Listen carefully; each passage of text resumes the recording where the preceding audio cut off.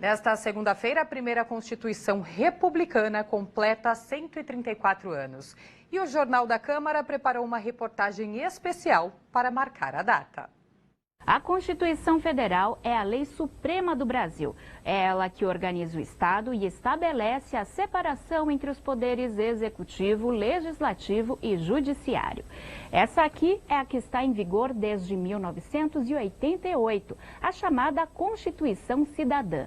Antes dela, outras 7 ditaram as regras de seus tempos. A primeira ainda é da época do Império, em 1824. Com a queda da monarquia, uma nova Constituição foi feita em 1891. A primeira do período republicano e a que começou a dar forma ao país que conhecemos hoje. Foi em 24 de fevereiro de 1891 que foi promulgada a primeira Constituição Republicana e foi a partir dela que o Brasil começou a construir um Estado democrático com a determinação dos princípios fundamentais para a organização política e social. Entre os principais pontos estão o estabelecimento do sistema presidencial, a separação dos poderes, a garantia dos direitos individuais e o Estado laico.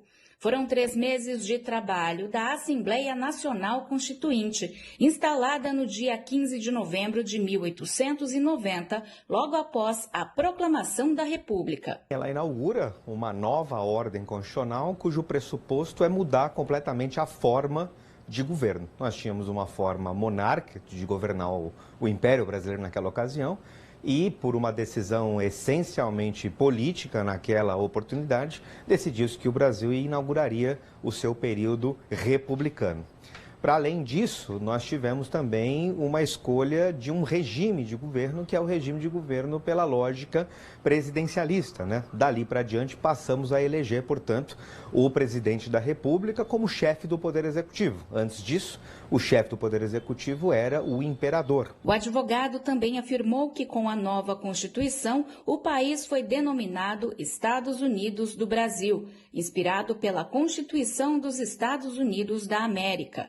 Ele destacou um ponto importante da Constituição de 1891, o aumento do direito do sufrágio, ou seja, o direito de votar e ser votado e poder escolher, por exemplo, o presidente da República. Era um direito de sufrágio bastante limitado se nós compararmos com o direito de hoje. Por exemplo, mulheres não votavam, por exemplo, analfabetos ainda não votavam, mas homens maiores de 21 anos de idade, dali para diante, passaram a ter essa capacidade, independentemente da sua posição social, o que era relevante antes de 1891, e a sua capacidade econômica, passaram a ter direito de ir às urnas e exercer o seu direito de sufrágio. Ele pontuou que o voto era aberto. Era preciso dizer em quem o eleitor estava votando, o que levou ao voto de cabresto, que perdurou no Brasil por vários anos, o que também foi aperfeiçoado com as outras constituições. Antes de 1891 para depois de 1891, a Constituição já começou a perceber que esse direito de sufrágio mais alargado